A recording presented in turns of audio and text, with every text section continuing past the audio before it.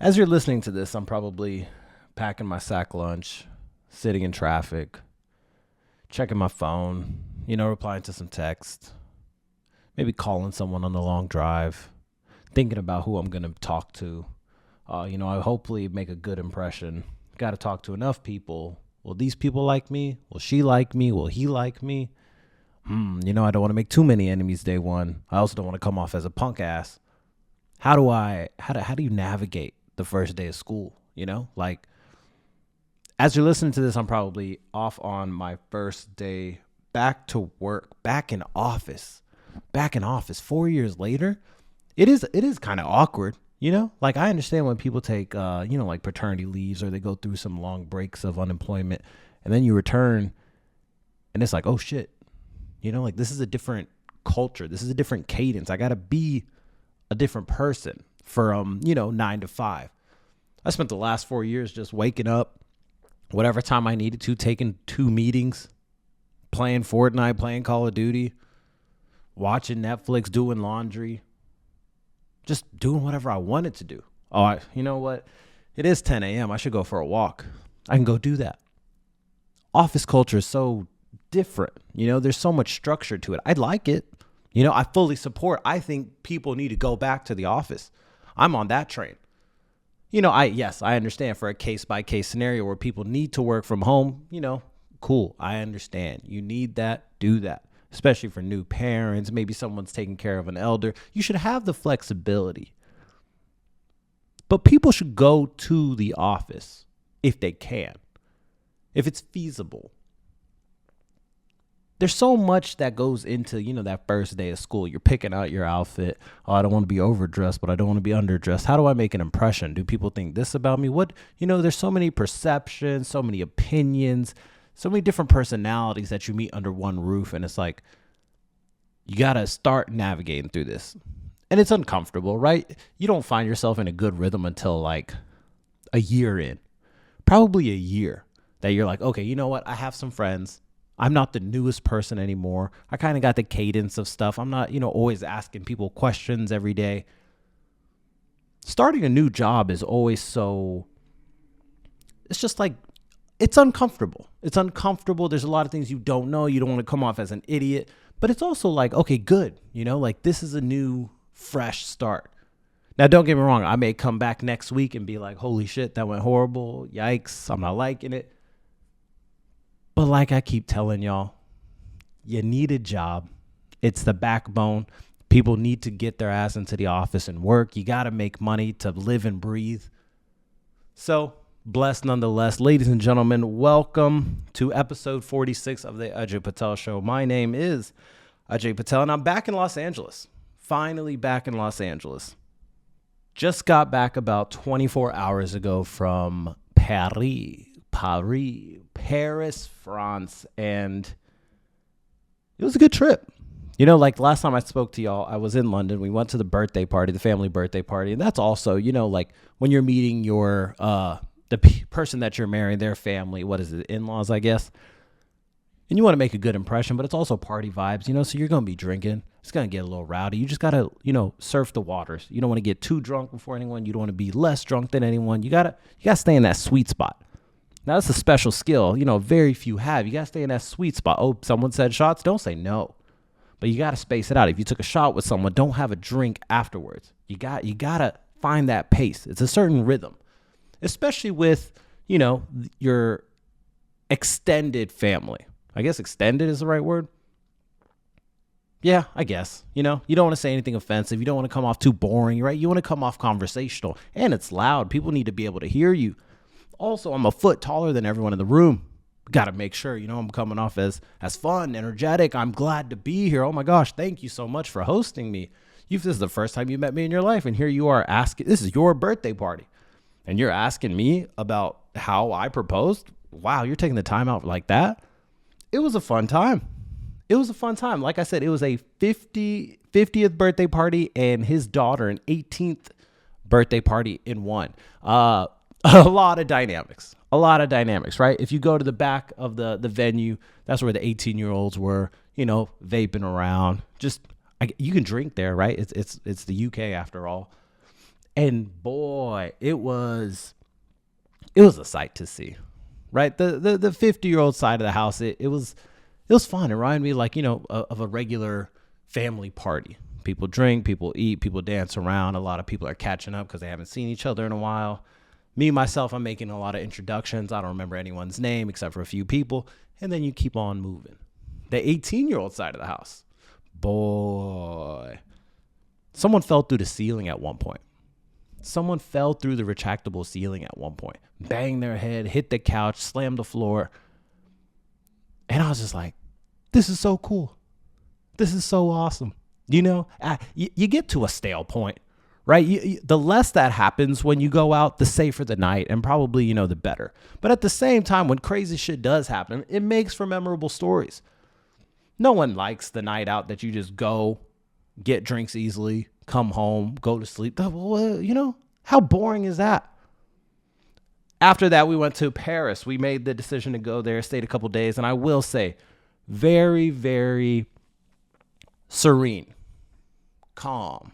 It was a good vacation where it's like, when you're not with family or you're not with someone that wants to see a lot of sights, we got to go do this. We got to go to this museum, do this museum. It's chill when you're kind of just living the same life as the people there, right? Obviously, you're not working and, you're vacationing, but not really like doing the big tourist things. You wake up at a comfortable time, maybe go grab a coffee, go get some breakfast, walk around, do some shopping. Okay, you know what? We got one thing on our calendar today. We're going to go walk to the Eiffel Tower. Check it out. We're not going to do the tour. We're not going to go up and down, all of that stuff. We're just going to go there, take a picture, right? We're going to be a tourist for about 5 to 15, 20 minutes. And then we're back. We're walking back to a cafe, maybe eating some lunch, a little bit of shopping. Okay, go home. It's 7 o'clock. Everything's shutting down. Go home. It's done. You have no business clubbing. You're 30 years old. Stop it. That's all right. That's a fun time. It's so chill, especially just because there's a sense of community and not community, right? I don't know if they're having, board meetings and all that stuff, but it's filled with people and places. Depending on where you stay. I mean, more than likely you're staying somewhere in that inner city area. We found a decent neighborhood. Compliments to Isha because she knew where to stay. But you walk outside and you see people, right? You're walking somewhere that, let's say, it's 20 or 30 minutes away. And it's not a rough walk. Because as you're walking, you're seeing these shops. You're seeing cafes. You can hop in somewhere, buy something, hop back out. And it makes the trip kind of that walkability just much more pleasant. Just being able to walk somewhere. I don't have to hop into a car. The subway system at Paris is a bit rough. So I don't have to hop onto the train. I don't have to go through this turnbuckle and all that stuff. I can just walk places. And it's filled with these things, right? A lot of European nations have this. A lot of New York has this. Chicago, some big cities, right? Where you're staying in proper city. But in America, it's filled with this grimy side where the city's tight. Right? The walkability area is tight. And in that area, there's a lot of homelessness. There's a lot of grungy stuff where you're just like, I don't feel like walking. This ain't safe. It's also 100 degrees outside. Dallas, right? The place that I'm from. There's this big mission where there's these certain neighborhoods where you could go out, have dinner here, and then go out to this area of bars. The issue is that distance there is not filled with anything. It's just blank space, right? You'd be crossing a bridge. There's no shops. There's no, maybe a trolley or something that'll take you there. And they've said, this is also a thing that I've always thought, where it's just like Dallas is trying to become like New York, where they're trying to have all this nightlife, these fancy places, these boutique restaurants, this walkability. Austin like Los Angeles, Dallas like New York. Houston's just H-Town. It's just an independent city on its own because of how big it is. So that walkability is just unbeatable. Being in Los Angeles, yes, there are some places you can walk to. It's pleasant, right? It's not the worst walk. The temperature's decent. I mean, not decent. The temperature's good. But it's not just filled with things, right? Half the time I'm walking alongside the railway station. And it's a walk path, and you maybe see like 6 people along a 2-mile walk. Whereas you do that in a European country, and it's just filled with people. You're seeing all these faces. You're hearing all these languages.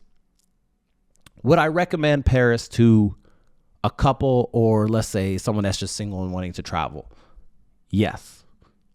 I thought the food was great. I thought there was a decent compatibility with English. And if you don't know, French, a lot of things to see, a lot of places to go, and a lot of places you could go from Paris, right? Like we wanted to go to the Champagne region where, like the Dom Perignon houses, the Veuve houses. Unfortunately, we were a little bit late in booking all that stuff, so there was nothing available. But all that being said is you have these options. If you look in advance and you can do these things, I 100% recommend it. And it's just so chill, right? People minding their business. They're not too mad at the tourists. They almost accept them, right? Half the time people are just sitting at these, these cafes, smoking a cigarette, talking to someone. I guess that's what I mean by sense of community. That's just like, oh, this is nice. Like you don't really have that in these big cities, these big old cities. Now, the one thing that I was like, what's going on here is it seemed like a lot of the Olympic stuff was still being taken down. Now, this is about a month afterwards, and you would think the Olympics was still happening. A lot of stages being broken down, places still shut off, like the big old, there's this big old lawn on the south side of the Eiffel Tower that people normally sit down, pop a bottle of wine, hang out, chill, take some pictures. And that was all shut off, probably for a stadium that they built for the Olympics. That whole lawn was still being broken down a month later. In addition to that, everywhere you look, right? You land off the plane, you see Paris 2024. You get on the subway, Paris 2024. You're walking down the street, Paris 2024. Everywhere you go, that's all you see. And it's crazy. Like, I understand there's some type of, let's call it a consultant group, a decorator that comes in and says, all right, you know what? We're going to put a sign up here, here, here, here, here, here. We're going to put rings on the Eiffel Tower. We're going to put this on this big old, cathedral. We're going to put this over the bridge, put this on all the boats, the buses. And then after the event completes, you got to take the Christmas tree down, right? Like, it's cute, in college when you have it up till February, you're having some pre-games and you still have college, you still have Christmas decorations up. But you got to take the Christmas tree down eventually. In Paris, boy, that consulting group just left like that. All of that stuff is still up. In America, boy, that is one thing, right? As uptight as the USA is, some of these things are kind of efficient, right? Like as soon as, let's say, the LA 2028 Olympics finish, all of that stuff is going to be broken down the next day because the city literally cannot operate with that stuff still up. Paris has a nice little luxury, but you got to take that shit down. The state of travel in itself is also very interesting. Like if you just take a step back and look at how brutal travel is in today's age, and you look at, some of the videos, some of the pictures from back then, and, people dressing up in suits, people wearing their finest outfits. They're smoking on the plane. The seats are big. People aren't whining. People are just getting up, talking to each other. Now it's like, you would think you're in prison. You would truly think you're in prison where people are funneling about 140 people onto this tiny ass plane. People are struggling putting their bags up. People are forgetting people are sitting in the wrong seat. People are asking to switch seats. Flight attendant comes around, starts banging on the cart. Oh, it's time to eat again. Bro, half the people were, I have this, vivid picture in my head where I was the only one awake. Let's say the 4 row in front of me and behind me. Maybe not the only person, but you know what I'm saying here. And the food cart comes out and you just hear the wheels roll and everyone just starts, putting their seat back up, taking their eye masks off, dropping their blankets, pulling their seat trays out. It's like, yo, this shit is crazy. Like you can't just eat when you want to eat. You eat when they give you food or else you're not eating. Now that was just like, yo, this is pretty crazy. This is pretty crazy. Half the people are lost And I understand, right? Travel isn't the easiest thing. As someone that has been privileged to do it a lot, yes, I know how to travel. It's easy. I walk up to a TSA pre-check line. I know what to take out of my bag. I know to keep this watch on. I know to take this belt off. I know to keep these shoes on. There's all these things that you just pick up over time. The first time you went through security was probably with your parents. And they walked your ass through that. And you had to take everything off. 9/11 happens. If you're brown, you take literally everything off. You're emptying your backpack. This is still going to scan off. You're going to get pat down if you're a brown male. And you keep going. You keep going. You don't argue. You don't say anything. Oh, why did they get to go first? What? Yeah. It doesn't matter. Now it's just, there's so many. And I wonder what it is where it's like, have these airlines just started to put more seats onto planes to then drop the average price of the ticket, in hand incentivizing more people to buy tickets, right? The person that wasn't traveling before is now having the luxury of traveling now. That, and then there's also all of these more affordable airlines. I wish I knew what travel was like in like the 1980s, and I'm sure I could look it up. I'm sure I could look up the average price of a ticket, look at some YouTube videos. But it's, we're just shooting the shit here. We're just talking. We're just theorizing stuff. And then you get off the plane. And I will say, people are more helpful than you think. I think I'm a bit, I'm a skeptic, but I do have faith in humanity at some points. When I see a lady struggling to get her bag up, a dude will instantly get up. Even if it's a young girl, she'll help. People are quite helpful if you just give them the opportunity. The issue is there's this weird like, oh, I'm traveling. I need to stick to myself. I need to make sure I'm not, disturbing anyone. This idea of, oh, I don't want to be disturbing anyone, right? People sit down in their seats and they'll never talk to the person next to them. Bro, I opened up a yogurt case while I was in economy on the way to London.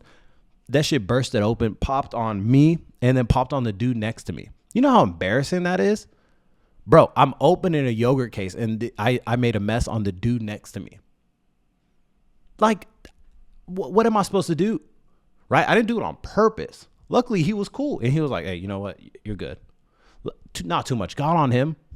But that's embarrassing, right? It's just, luckily there was that connection. That's what I'm trying to get at here, where it's just like, when I sat down in my seat, I said, yo, what's up, man? How's it going? You're going to be next to this person for 8.5 hours.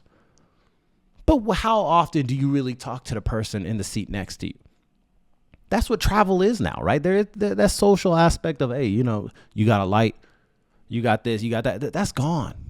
And probably for the better. But travel, man, I guess that's why you just got to get rich. You got to get rich, take some of these private charters. And that's why sometimes I just prefer taking a bus. Other than that, traveling was great. I'm glad to be back. I'm glad to get back into the routine of things. You keep a little reset and then you keep it moving. Now then, for our first topic, though, I wanted to talk about this debate.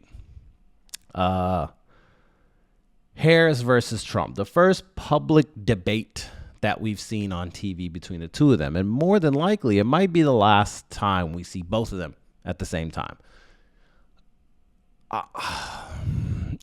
It's just, it feels like it's cold in the room. You got this wool sweater on that's just itching the shit out of you. And you want to take it off because your skin's burning up, but at the same time, you're freezing cold. And you just got to keep it on and just keep itching and itching and itching. And that's what politics feels like to me now. Like, look, yes, I agree. Kamala won. She had a better showing. Trump did what Trump always does and kind of went off the rails a little bit, started saying some outlandish shit. Obviously, everyone is talking about the whole cats and dogs thing, the whole concept of a plan. Now, look, whatever side you're on, I'm trying to, tiptoe here a little bit before I go too off the rails. Whatever side you're on, you have to admit when there's some unfairness in the air. Now, I understand Harris herself has not been president yet, so there's not a lot of things you can kind of go back and be like, hey, well, when you were president, you did X, Y, and Z. Trump has that, and it is a disadvantage, but at the same time, that's how it should be, right? Someone that has represented, you've had the chance to do this. Now, fresh new blood, we have to take their word for what they might do. Versus where when you were in office, we know what does happen. The fact checking just seemed a bit wild. Like anything Trump said was getting fact checked. Anything Harris said would just kind of keep moving. It would just keep moving. And then you see the stuff on TikTok afterwards where it's like, oh, people clipping up. And obviously these are Trump supporters. I don't even participate in politics anymore. I'm purple. What is it? The lack of color. Black? I'm black. I just can't. You see the videos afterwards of these clips kind of joined together where it's Harris saying like, oh, I fully believe in gun rights. And then a clip of her 4 years ago saying, oh, I want to take guns away. Now, look, I get it. People change their stance and that's fully acceptable. But it does feel like she's just taking the Republican script, but having a blue face. And I guess it doesn't matter, right? Like there's some articles out there that was like, oh, the Harris camp was fed the questions beforehand and the questions matched basically what was on the debate. Do I believe it? Kind of, but also, if America is this,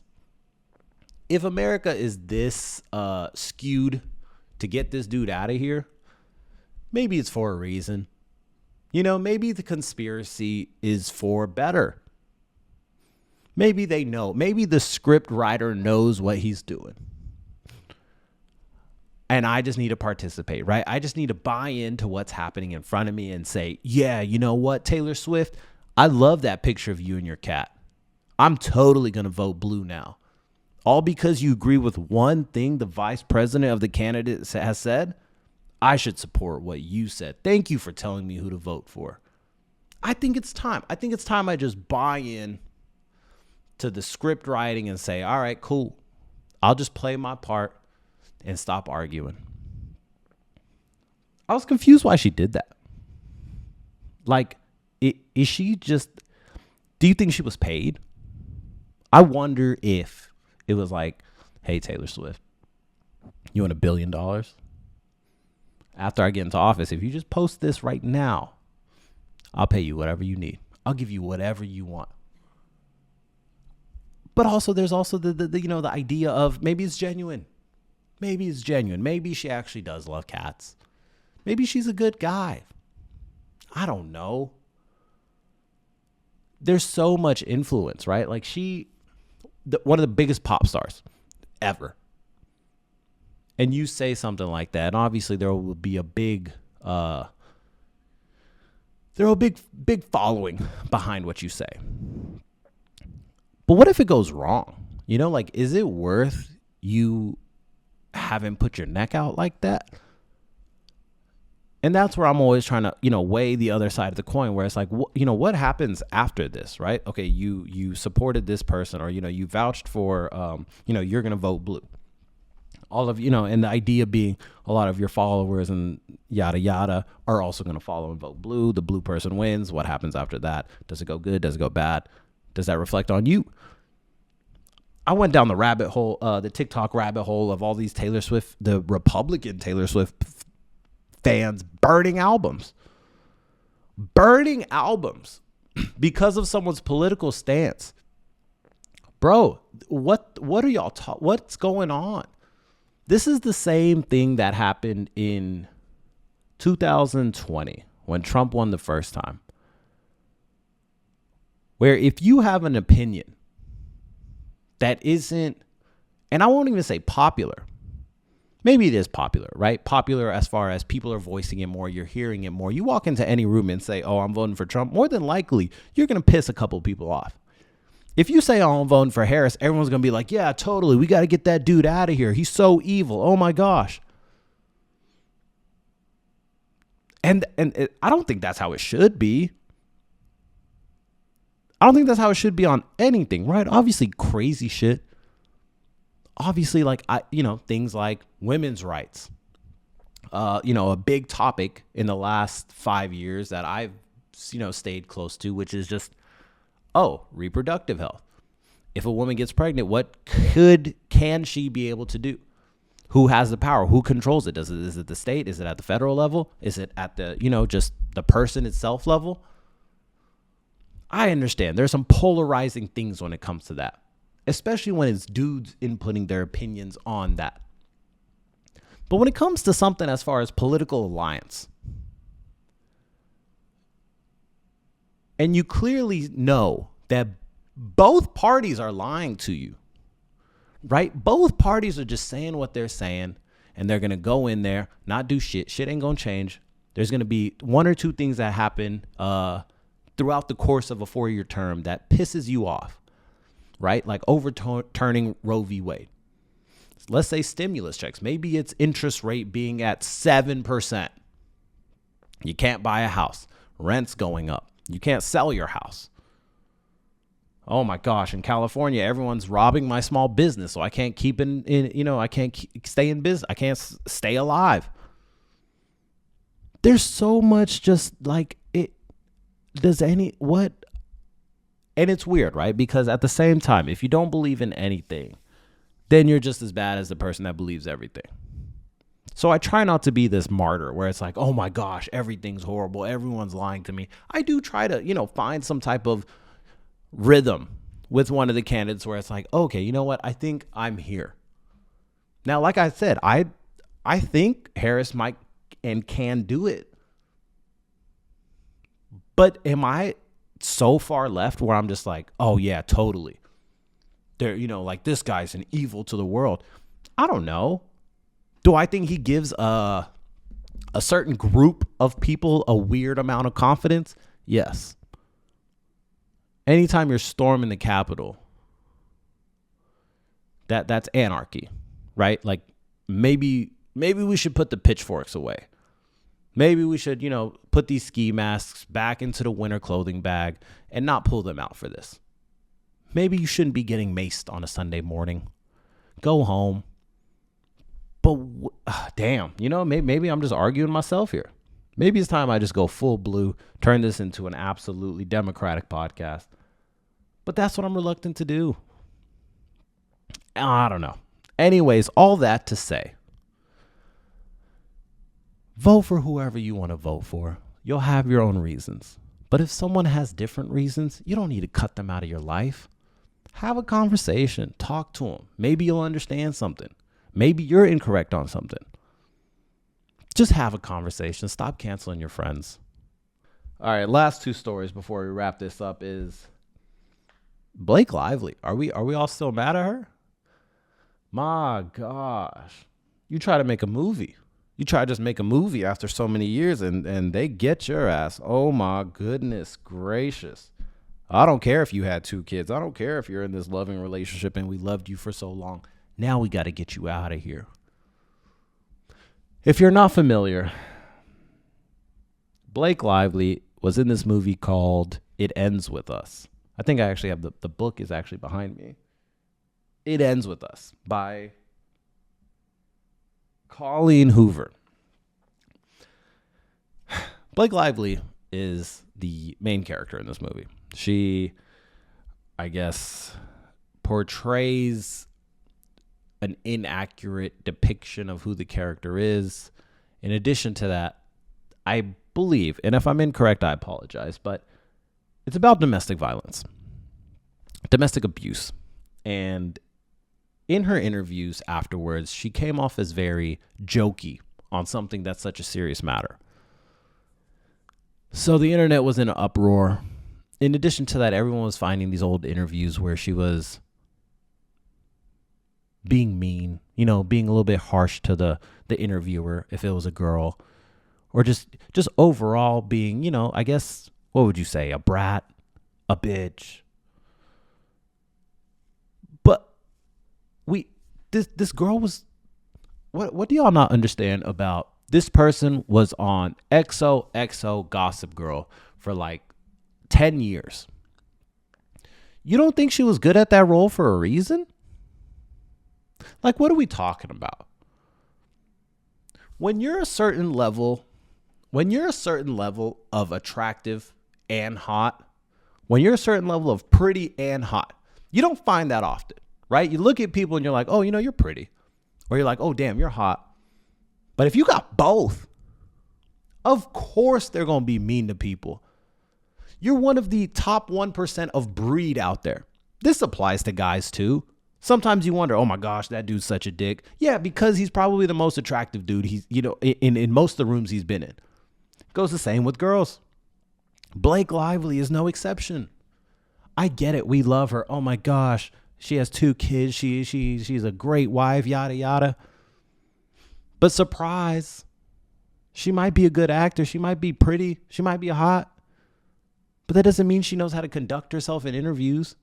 Half these people are PR trained. And half these people just hate this stuff, right? This is the stuff that just comes with movies. You have to do them. You have to do the press tours. You have to go on ABC 8, Good Morning America. You have to go on all these weird TikTok pages, go on all these Instagram influencer pages, and you do the song and dance. And throughout the course, yes, you're going to sound a bit insensitive. Maybe you say something wrong.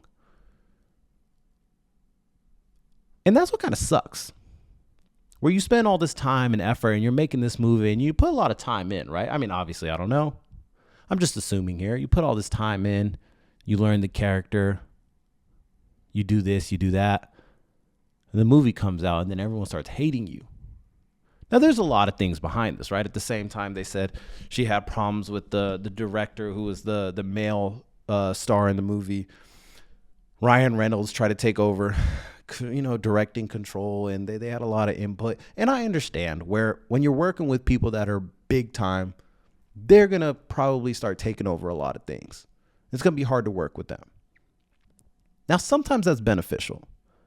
We've heard reports about this with Dwayne "The Rock" Johnson, where, sometimes it'll be, quote, hard to work with them because they're such a superstar, megastar, right? There's all these clips of Tom Cruise yelling at people on set. But sometimes it makes sense. These people have done countless movies. These people have had success in these movies. And so when things are going a certain way and they're like, hey, this ain't right, they're probably going to speak up. They're probably going to sound like a dick. But what are you supposed to do? It's the same way in the corporate world, where once someone has a certain level of experience and things are going a certain way, they say something. They do something. They don't just let it keep on going. I got this weird ray of sun coming in on my face between the 2 blinds. So I'll just finish this. Lean it back. It's a weird thing. I also, look, it's just going to blow over, right? In a couple years when Blake Lively has another kid, we're going to love her again. We're going to forget about all this stuff. And then she'll do a movie. Oh my gosh, we're so excited. And then the press run will come again. And then the TikToks will come. And it's just a loop. It's just a cycle. But if you just keep your head down, you'll survive. You're not going to get canceled. This isn't going to affect her career. Maybe. I don't know. But overall, can we just take it easy on Blake? My last story was Kendrick Lamar. I want to make this quick because I've already talked about him quite a bit in the last, let's say, 6 episodes. Kendrick Lamar gets the halftime show. Now, a couple angles here so I can kind of sum this up, where the angle of one, people kind of using this as like you see, y'all think Drake's built the same. Y'all think Drake's the same. He's not who y'all think he is. He hasn't done a Super Bowl. Stop. Just stop. Just stop this whole comparing them to. Did he win the battle? Yes, cool. But there is no question. There's not even an ounce of a question of who is on top. Just don't stop that, Of course Drake can do a Super Bowl. Obviously, this dude's the biggest artist of our generation. Kendrick Lamar is not close to that.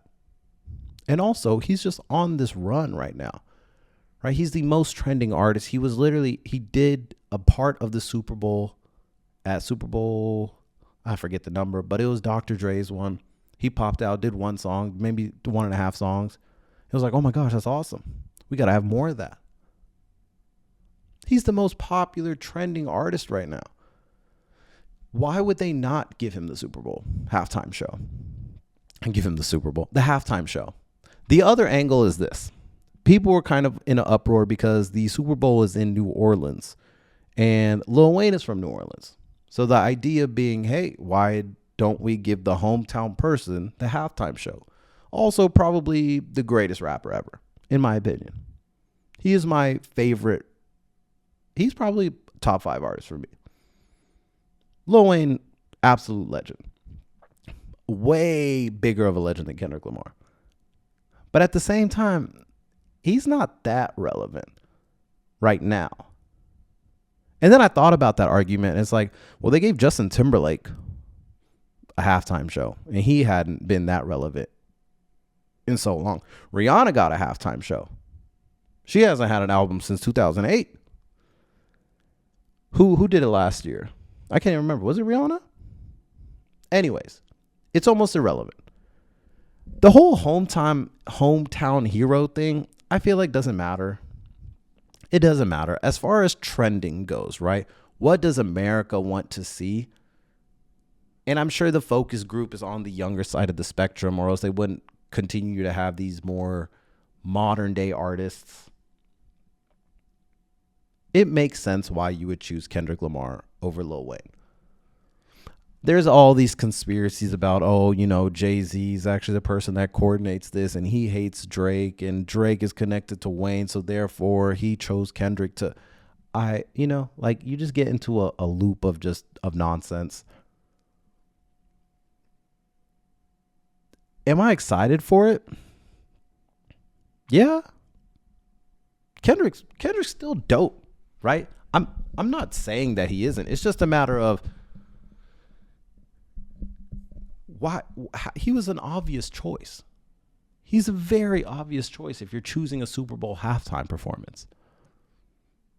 The last thing I was wondering is what happened to all the white artists? If I'm a white artist right now, I would be in an uproar. Oh my goodness. I think the last white artist I remember doing the Super Bowl was Coldplay. And even then, they threw in Bruno Mars and Beyonce. And it was a good halftime show. I guess Justin Timberlake. But does that count? He's pretty much black. Anyways, all that to say, Kendrick Lamar's at the Super Bowl. Blake Lively, take it easy on her. You should go visit Paris. And ladies and gentlemen, I'll tell you guys about my first day of school next week. I'll see you guys next time. And goodbye.